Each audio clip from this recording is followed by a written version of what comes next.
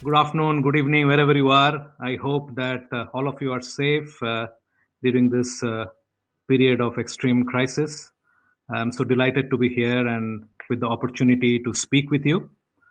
Thank you for joining me. And There was a fantastic session ran before this. That was great. I really learned a lot.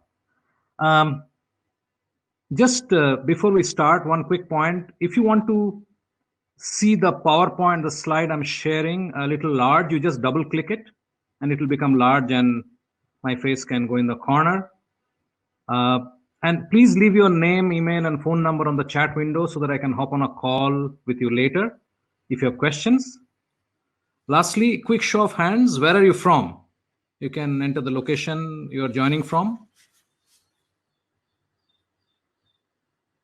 Hey, Thomas from Toronto, Ryan, Sandy, Canada, Ukraine, UK.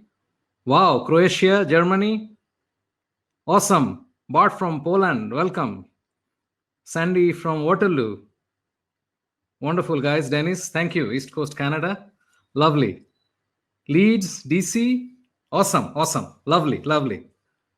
Kabir from Delhi. So, a fellow Indian. I'm from Bangalore. The weather is pretty nice. Actually, it rained a bit. Bangalore rains. And yeah, Nilesh from Bangalore. Thank you, guys. Thank you so much. I really appreciate. Back to the topic. The future of selling is buying. Why do I say buying is the new selling? Basically, I will quote a very well-known thinker in the space, Sharon Drew Morgan, and she wrote that for centuries, sales focused on placing solutions by seeking buyers with needs. Yet the environment buyers buy in has completely changed. And we'll talk about that in the next slides. Even with our new technology that finds, targets, and pursues a higher level of probable buyers, we are closing less due to both the complexity of business and the fact that stakeholder involvement is in buying decisions has become extremely complex. As a result, since the 1980s, closing ratios have gone from 8 to 5%. This is with reference to B2B. So the question to ask is, would you go to a surgeon who has a 5% success rate? So what's going on here? Our entire sales process is based on seeking someone with a need. There's no two ways about it. When we are doing lead generation, that's exactly the point. Which means that you have to be right there at the exact moment when the need has arisen. However, as we'll discuss, the need didn't arise at that moment. The need was actually brewing for a long time. This severely limits the scope. So solution placement based on need is becoming less and less effective. Bottom line, selling is not causing buying. So what's going on? Now, before I move to the next phase, quick question to all of you. Would you be able to tell us what's your basic conversion rate today, lead to final order? So is it 5%, less than 5%, 8%, 15%, 20%, more than 25%? You'll be like a rock star if that's the case. Can you share a bit? Maxim says 5%.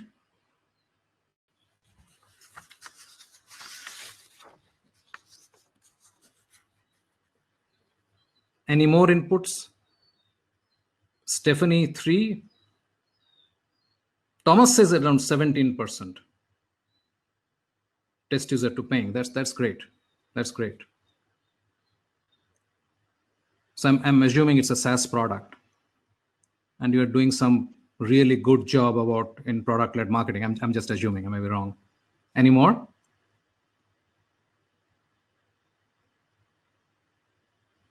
Okay, cool. So basically, the point is, how how has the buyer changed?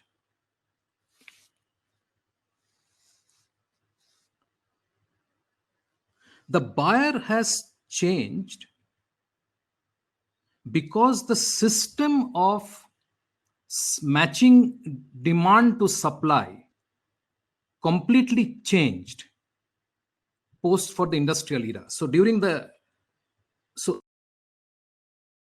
about mass production, we had to figure out mass demand. So the entire selling process was manufacturing driven and was meant to match our ability to mass produce and mass sell. So that's the crux. So that also gave rise to the idea of interruption-based sales, which is the core of our selling method even today. Our selling process is entirely based upon interruption. It was actually welcome. People wanted to read advertisements. People wanted, nobody switched channels when you ran ads in between television programs. But all that has changed, and it started changing some time back. So the crux that the seller had the upper hand in terms of information, that asymmetry that actually enabled sellers to drive the buying process has changed 180 degrees, and the buyer is now in control. The buyer has access to more information, the buyer has access to more data, and the buyer obviously understands his own needs. And that has marked the significant shift from where we were in the industrial era, and this shift to the knowledge economy that is playing out. The second part is the buyer is also extremely conscious about not being interrupted. So I may say that we are in a permission economy, and permission-based marketing is a very famous book Seth Godin wrote maybe a decade back. And it's true. He actually figured that people will engage with you only when they want to engage with you.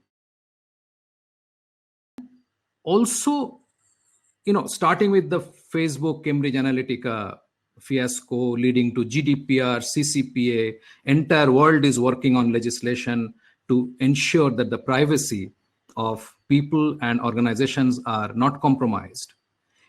The entire selling tools that we have today to understand the intent and to identify the need is based upon surreptitious tracking.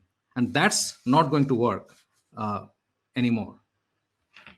So fundamentally, what has happened is this, that while the buyer is on the saddle, just because of the complexity of the business, buying has become extremely hard. Irrespective of the buyer's journey, what we think we know, buying today is a very complex process.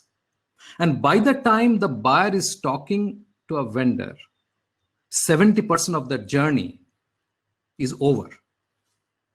The fact is that the point where we reach that the buyer says, okay, we need to go out, lots of things has happened. Any buying, any introduction of a new product, new software into the system is resisted because the team doesn't know how it's going to impact the ecosystem. So one of the major things is the change management that has to occur in the buying organization, and the vendor has no clue about it. So let's not make any mistake that while the buyer is driving the process, the buyer has a very, very difficult time doing it, getting consensus from the identification of the problem, understanding that it cannot be done internally, and so on.